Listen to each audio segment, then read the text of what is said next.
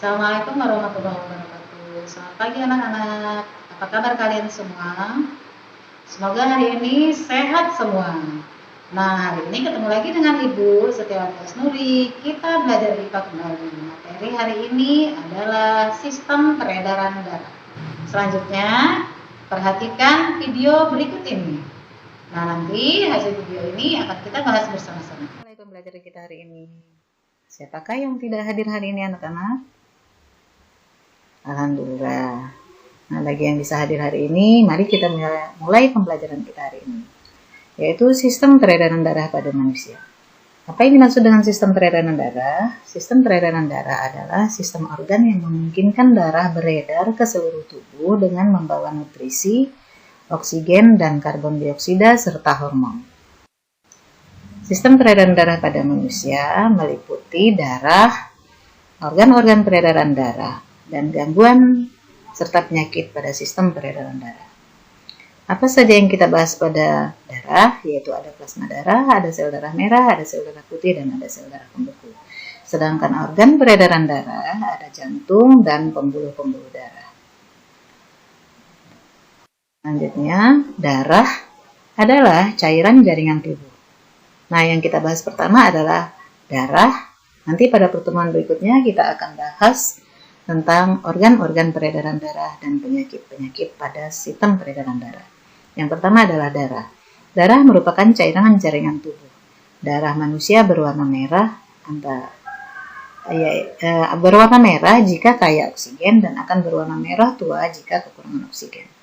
Warna merah pada darah disebabkan oleh hemoglobin. Hemoglobin adalah protein yang mengandung besi dalam bentuk heme yang merupakan tempat terikatnya molekul-molekul oksigen. Darah merupakan jaringan ikat yang berwujud cair dan tersusun atas dua komponen, yaitu plasma dan elemen seluler. Fungsi darah mengedarkan sari-sari makanan ke seluruh tubuh, mengedarkan oksigen dari paru-paru ke seluruh tubuh, mengangkut karbon dioksida ke paru-paru, dan mengedarkan hormon. Struktur darah. Darah kita ada dua bagian, yaitu sel darah dan plasma darah.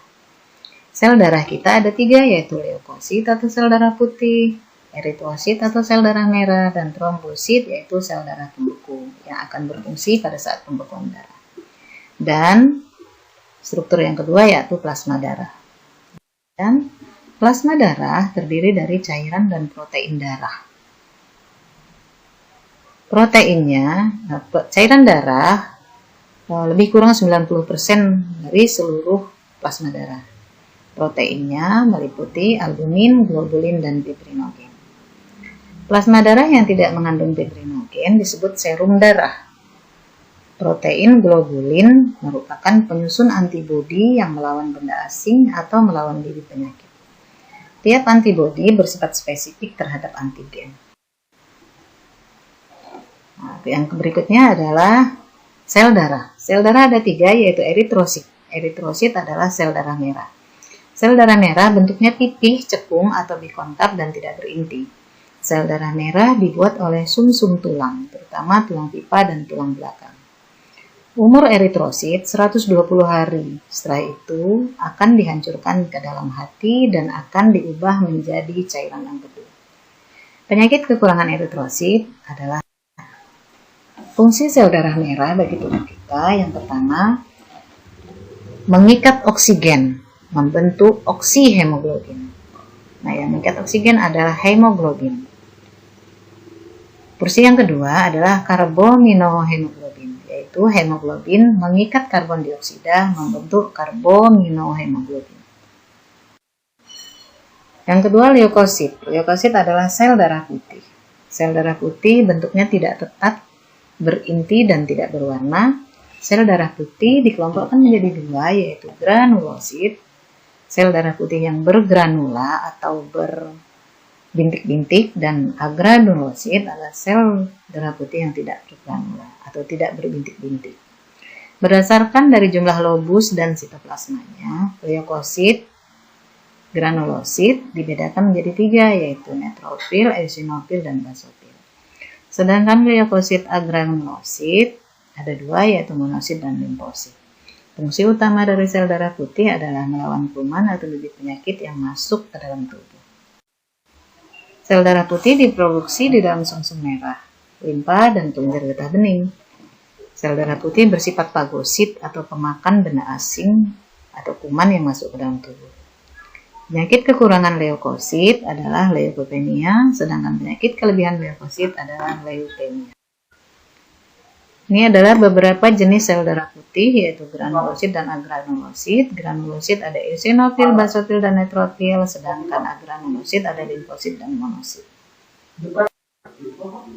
Yang ketiga adalah keping darah atau trombosit. Keping darah berbentuk tidak beraturan, tidak berinti, dan ukurannya lebih kecil daripada eritrosit dan leukosit. Keping darah diproduksi oleh sumsum merah. Ketika terjadi luka, keping darah atau trombosit pecah dan mengeluarkan enzim trombokinase atau tromboplastin. Trombin mengubah fibrinogen menjadi benang-benang halus menutup luka yang disebut fibrin. Jumlah sel darah putih pada orang dewasa sekitar 200.000 sampai 500.000 sel per 1 mm kubik darah. Umur dari keping darah cukup singkat, yaitu 5 sampai 9 hari. Nah, ini adalah gambar keping darah. Jika terjadi luka,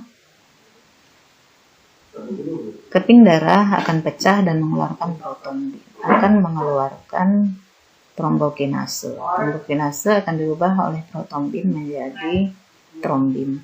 Trombin akan mengubah fibrinogen menjadi benang-benang fibrin sehingga benang-benang fibrin menutup luka.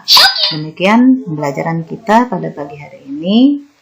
Untuk selanjutnya nanti kita akan lanjutkan pada pertemuan berikutnya. Assalamualaikum warahmatullahi wabarakatuh.